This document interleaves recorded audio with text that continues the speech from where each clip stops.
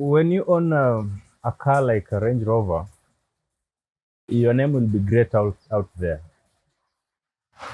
Your status will be very high. Your rank in the society will also be high. But when you go back and you sit inside the car, you will see how you have been messed up. You'll be seeing the errors, the suspension errors, the check engines, the fuel economy, and to some extent, you you will be running into uh, some aspects of depression, regretting why you went for that type of car in the first place. But of course, that's an example. By the time you buy such car, uh, financially, you ought to have been stable. But there's so many youths who are aspiring to own cars, and such desire has pushed them to make rushing decisions. Most of them they end up buying the car with the loan which they cannot finance, and such move strangles their life, strangles their progress, and in turn derails them a bit, maybe 3 or 4 years of their life.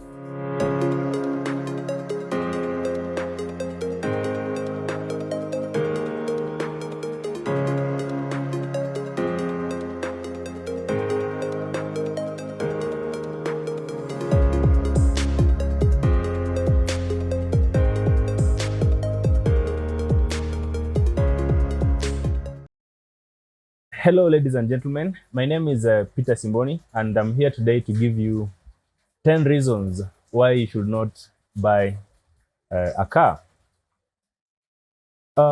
After these 10 reasons, of course, if you can answer the questions, then if you can answer at least 70 or 80% of the questions, then you can go ahead and buy the car. But if you can't go in line with these reasons that I'm about to share, then unfortunately, you might find yourself in a mess.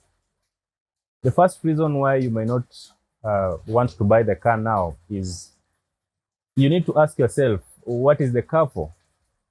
Do you need the car for luxury? Do you need the car for business?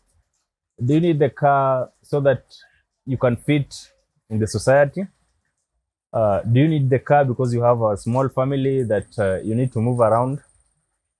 And of course, there are many justifications on the same, considering the car is now, it's no longer a form of prestige, but it has become a necessity. But along these reasons, you may want to pick the best reason. For instance, if you are buying the car for the business, that's a very good reason. If you're buying the car for the family, that depends on your financial abilities. If you're buying the car for perception and stratification, that's a different reason altogether. So you may want to ask the reason for buying the car for before you proceed to own one. The reason why I've decided to talk about this particular subject is I've seen most of my friends making a mistake just because some peers have cars. So they go ahead and struggle beyond their financial capacity to try and own cars. And this has put them in somehow a tricky position. Reason number two, you may want to ask yourself, are you buying this car with cash or are you buying this car with a loan? I understand currently you can own a car that is worth 2 million just by having as low as 200,000 Kenya shillings in cash. Because the folks there in Mombasa, they want to dispose their units. They don't want to pay for the storage. But in real sense, they're not trying to help you. They're after that very car, because the moment you blink and fail to pay their monthly dues, for some reasons in the contract, they repossess the car without caring how much you've paid as deposit or subsequent installments. So if you have cash and that cash you can use that cash to buy the car, go for it. But if you're going for a loan, you may consider using the bank. The bank gives you about 3 years or 4 years. That's about 48 months. And it's going to distribute the loan in a way that you may not feel pressured. And in the event they want to repossess the car, they will sell the car depending on its value, and the difference is going to be deposited in your account. So it is very, very important to understand these concepts. And if you think you cannot buy the car in cash, then consider the bank. If you're not eligible for a loan from the bank, then you might as well stop rushing to buy a car. It's not the right time for you. Another thing is, even if you go with the bank loan, is it a good loan or is it a bad loan? Or is it pressing in terms of time?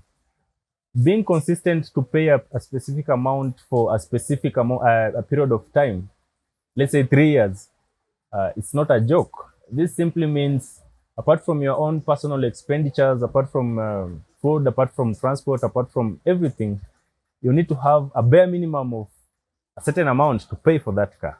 So most people don't factor in the consistency of this duration in monthly basis. Whether you have a dry season or a good season, it becomes a challenge to them. And along the way, the business somehow drops, the sources of finance somehow replenish. And in that process, they end up borrowing more loans to finance the loans. And that becomes a stretch to them. So you may want to consider how you can actually finance this loan for that specific period of time.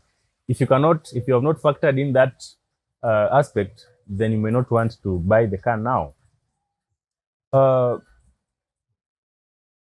Another reason is, can the car make business to pay the loan? And this one is in terms of, are you using the car to go and meet the clients? Are you using the car for convenience? Are you using the car for perception? And I think this is very, very important, because most of the youths that I know, the car does not really do business for them. Most often than not, they use the car to go for events, to go for hypes, to visit other friends, because I understand they work remotely, and therefore the car may not be economical for them to own now. Another reason is, you may want to consider an opportunity cost. How else can you use these finances? How can you, maybe there are some other alternatives where you can actually put your cash instead of buying this car. This can be, the cost of buying a car is very expensive, and you might consider maybe putting those funds in a business, and then those returns now, you can use those returns to buy the car. So opportunity cost is yet another important aspect that you may consider before you go ahead and buy a car. And then, of course, another reason is the total cost of ownership. Now, this is very serious. By the total cost of ownership, I mean, how are you going to pay for the premiums, for the loan, the insurance, the fuel, the repairs, and the general maintenance. And this this one depends highly on the type of car that you are willing to buy. If you are buying an expensive car, then of course maintenance is going to be relatively expensive. So you may want to factor in this total cost of ownership before going ahead to buy the car. Okay. Another reason is, what about the quality of your products and services? This comes in line that you want to buy the car to entice your clients, depending on the type of business that you do. But you see, now buying the car is like a short-term appeal to your clients. After some time, that car is going maybe to grow old, is going to depreciate, and that may not serve the same purpose. So if you're in a business and you think buying a car can somehow elevate the business or change the perception of your clients, then that's a wrong move. Not necessarily a wrong move, but it's going to work for a very short time. So what you may want to do is consider the products and services that you're offering. Consider the quality. Consider the time that you have with your clients. Consider all these measures that are going to win the client at heart, instead of looking for short-term appeals to them. So if you're buying the car for social perception and appealing to your clients or somehow getting more customers. It may work for a very short term, but if your products and services are not quality, then unfortunately you may end up into the same space of wanting to appeal them using social status. Then lastly but not least, how much in reserve or will the car eat into your business? You may want to, I know most of the youths, they do buy cars with every penny that they have.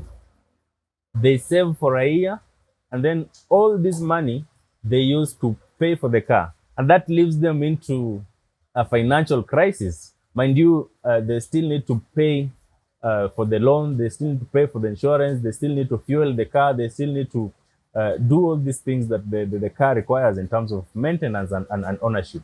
So you may want to buy the car and, of course, remain with some cash that is going to help you navigate day-to-day challenges. What if the car breaks down?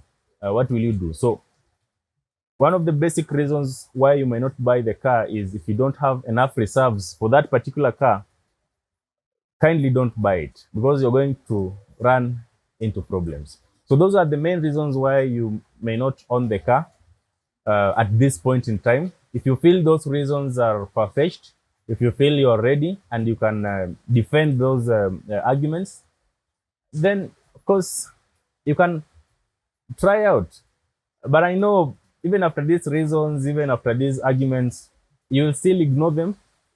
That's who we are, and you'll still buy the car, and we shall still find you in day-to-day problems. I hope this information is enlightening, and I invite you to stick around for more episodes where I inform you how to protect your finances, how to manage your finances, and pretty much how to make money. Thank you very much. See you in the next episodes.